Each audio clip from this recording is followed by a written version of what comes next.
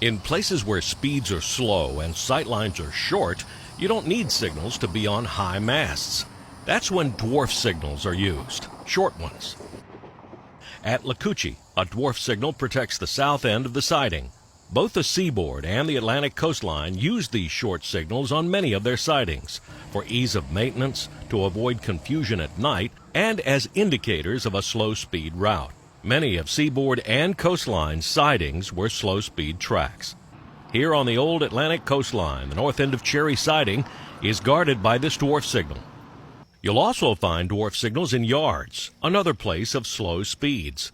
At Rockport Yard in Tampa, a dwarf signal protects the turnouts on the Y. At North Y Winston Yard, the yard entrance, a dwarf signal is on a short pole for added visibility around the curve.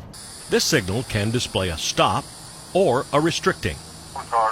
Here at Lee, Florida, on the CSX Tallahassee subdivision, a dwarf signal protects a tail track out of the siding. Speed limit is 10 miles per hour on the tail track, so the dwarf signal is plenty visible to any movement. This signal may be interlocked to the derail only. The tail track out of the siding was most often used for storage or as a local house track. At the stem of the Densmore Y in Jacksonville is a kind of hybrid high dwarf signal. It's a full-sized head mounted on a short mast.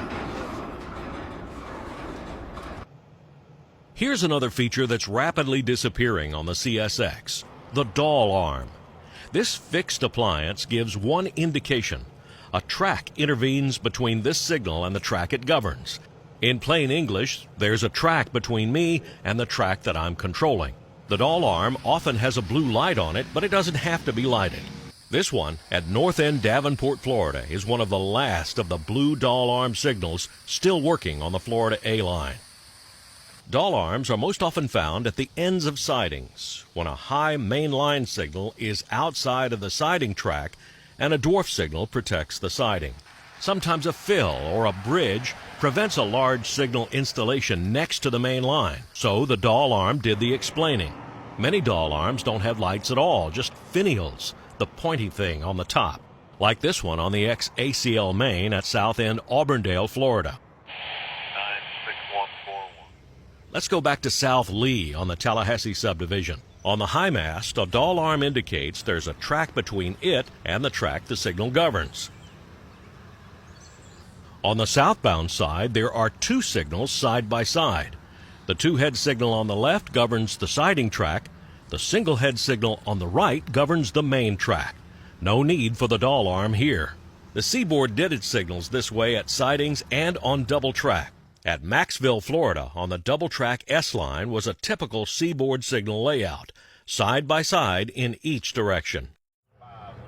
Here's one more signal type that combines both automatic block signaling and absolute signaling. In the Ybor City district of Tampa, the ex-ACL main coming out of Tampa Union Station crosses the Tico Line streetcar track built in 2002.